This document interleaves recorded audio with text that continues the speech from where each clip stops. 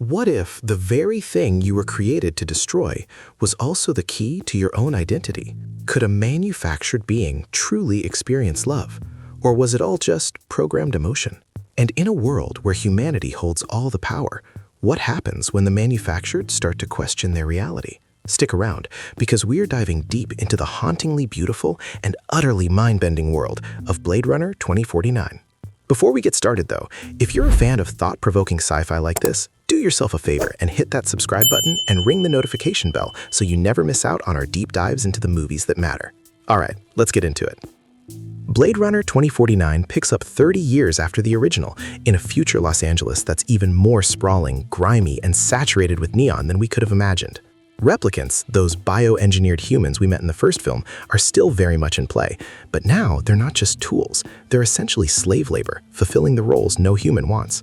And our protagonist, Officer K, played with such quiet intensity by Ryan Gosling, is one of them. He's a Nexus 9, a newer, more compliant model, working as a Blade Runner, a specialized cop tasked with hunting down and retiring older rogue replicant models. It's a grim, lonely existence, and K seems to embody that perfectly, a ghost in a machine going through the motions of his duty. His world is sterile, predictable, until a routine retirement mission changes everything. He's at the farm of Sapper Morton, another replicant, and after Morton is retired, K stumbles upon something extraordinary, a buried box. And inside that box lies the impossible, evidence of a female replicant who died during childbirth, a cesarean section. This discovery is monumental because, as we were led to believe, replicants simply cannot reproduce biologically. This revelation threatens to shatter the delicate balance of power between humans and replicants, and K's superior, Lieutenant Joshi, played with steely resolve by Robin Wright, knows it instantly. Joshi, a seasoned officer who's seen the chaos replicants can cause, orders K to retire the child, to erase this impossible evidence. She fears a full-blown war, and honestly, you can see her point. The implications are terrifying. But K, for the first time, hesitates. He doesn't just follow orders blindly, and this is our first real inkling that K is more than just a programmed weapon. He's starting to feel something, to question. His investigation leads him to the Wallace Corporation, the monolithic entity that's essentially swallowed up the old Tyrell Corporation, the original creators of the replicants. Nyander Wallace, the CEO, a blind visionary played with chilling detachment by Jared Leto, is obsessed with cracking the secret of replicant reproduction. Why? For interstellar colonization, of course. More replicants mean more labor, more expansion, more power. Wallace sees this breakthrough as the next step in his grand design. He also has his own enforcer, Love, a terrifyingly efficient and loyal replicant played by Sylvia Hoeks, who he dispatches to keep an eye on K and to ensure his will is done. Love is a force of nature, a blade in human form, and her presence immediately ratchets up the tension. Back at Morton's farm, K notices something else etched into the bark of a tree. The date 6/10/21. This date resonates with him, stirring a vague memory of a wooden toy horse from his childhood. And this is where things get really interesting. His holographic AI girlfriend, Joy, a beautiful and ethereal presence played by Ana de Armas, interprets this memory as proof that K wasn't made, but born. She believes his memories are real, not implanted simulations, a notion that flies in the face of everything K knows about himself. He's a replicant. His memories are programmed, right? Or are they? Digging into LAPD records, K finds something else peculiar. 2 children were born on that date, both with identical DNA except for their sex chromosomes. But only the boy is listed as alive. The girl, however, is missing from the records. The records from that year are conveniently corrupted, almost erased. K, driven by this growing internal conflict and Joy's encouragement, tracks down the child, or rather the orphanage, from his fragmented memories. And there, nestled away, he finds it, his toy horse, hidden in a furnace, just like he remembers. This moment is crucial. It's a visceral confirmation of his own past, a past he thought was manufactured. Then he meets Dr. Anna Stelline, a reclusive memory designer, the brilliant mind behind the implanted memories of replicants. She analyzes K's recollection of the orphanage and confirms it's genuine. This is the bombshell. K realizes he is Rachel's son. The impossible is true, and it's him. But this revelation has consequences. When he fails a baseline test, a standard procedure to check for emotional deviation in replicants, he's classified as rogue. Joshi, caught between her duty and a flicker of something resembling compassion, gives him 48 hours to pass the test or be retired. She believes he killed the replicant child, and his failure to produce the child puts him in a perilous position. The stakes are incredibly high, and Kay is now an anomaly, hunted by his own kind and by Wallace. Meanwhile, Joy, ever the devoted companion, orchestrates a plan to get Kay closer to the truth, and perhaps closer to intimacy. She uses Mariette, a replicant prostitute, as a surrogate for Kay, allowing him to experience a physical connection he's never had. It's a beautiful, heartbreaking scene, blurring the lines between programmed desire and genuine affection. Mariette, however, leaves a tracker on Kay's jacket, a detail that will prove vital later.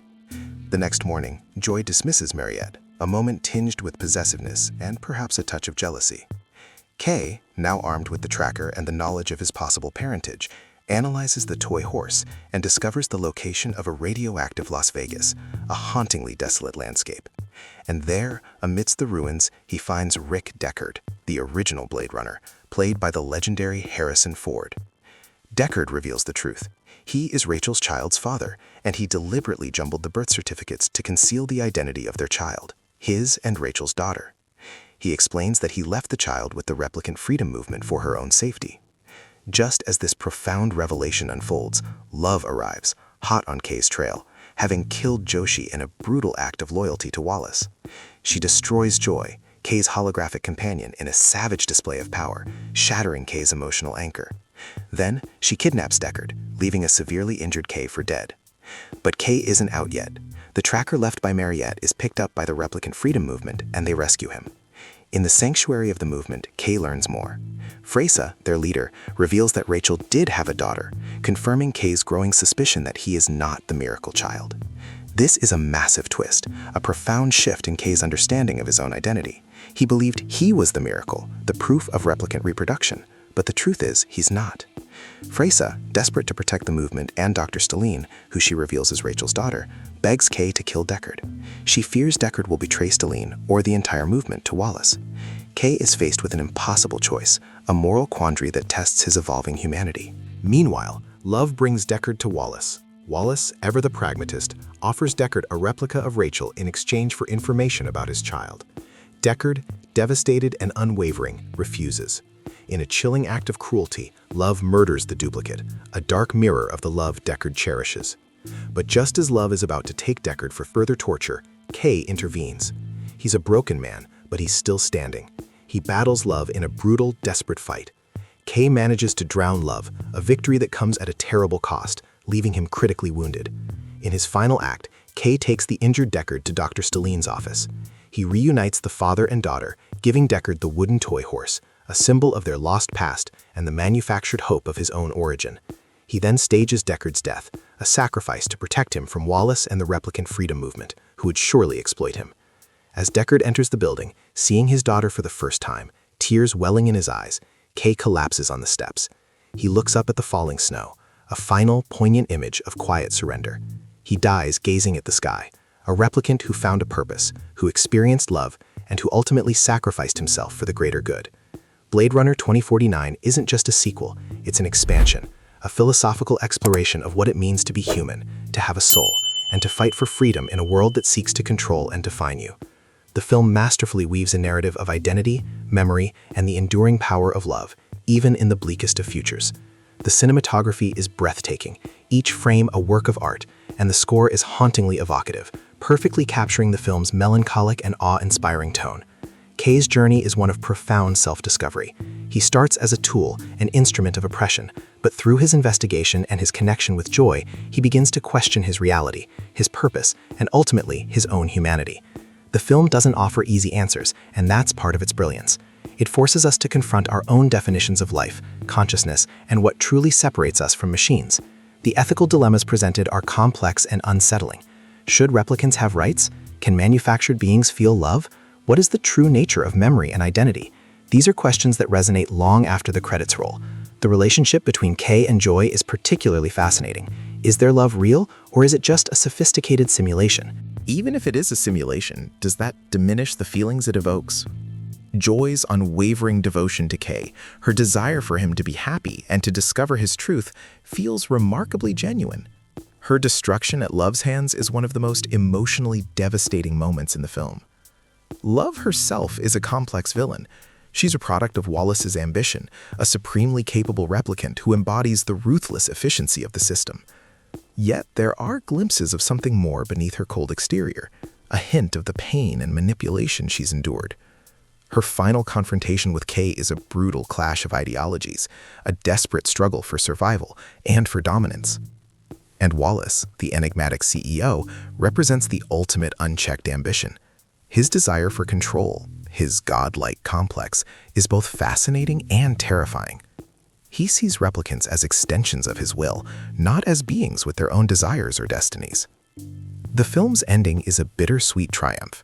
Kay doesn't achieve personal salvation in the way he might have initially imagined, but he finds a different kind of peace. He becomes a martyr, a symbol of hope for the replicant resistance. His sacrifice allows Deckard and his daughter to escape, and in doing so, he helps to ensure the survival of a new generation of replicants who might one day be free.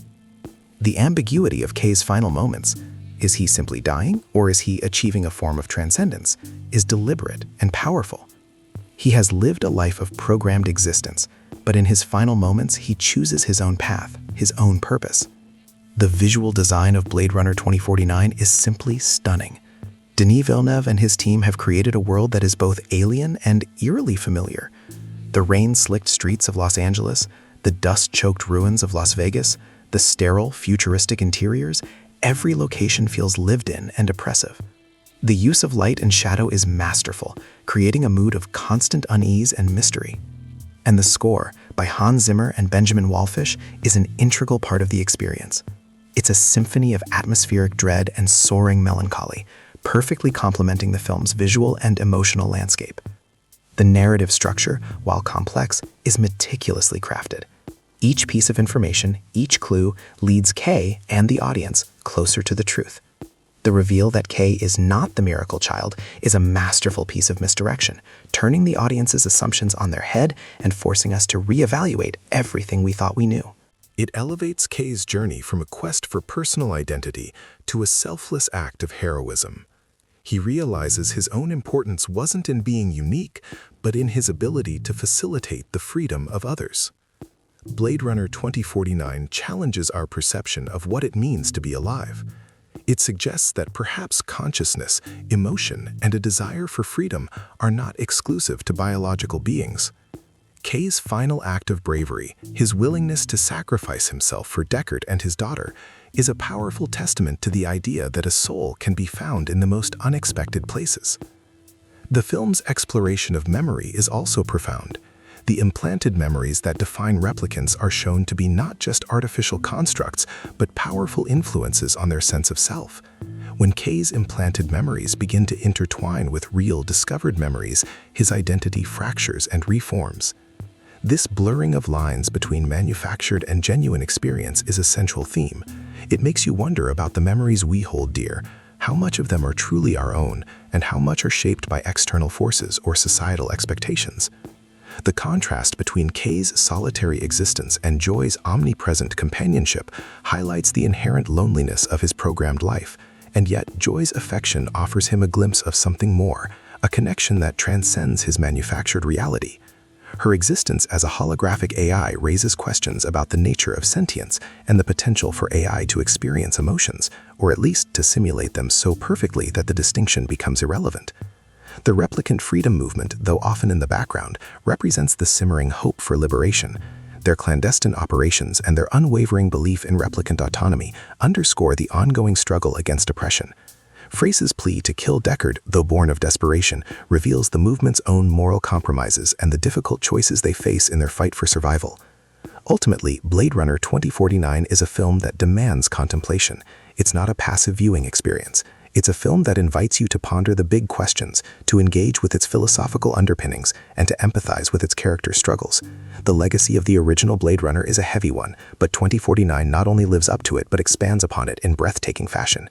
It's a visually stunning, emotionally resonant, and intellectually stimulating masterpiece that solidifies its place as one of the greatest science fiction films of our time.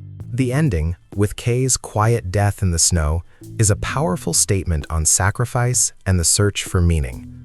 He didn't find out he was special in the way he initially hoped, but he found something more profound: the ability to act with love and compassion, even when faced with utter despair. He transcended his programming, not by being born, but by choosing to be good. And that, my friends, is a truly human, or perhaps a truly living act. It leaves you with a sense of melancholy, but also a flicker of hope, a testament to the enduring power of the human, or replicant, spirit. What did you think of the twists and turns in Blade Runner 2049? Let us know your theories and favorite moments in the comments below. We love hearing from you.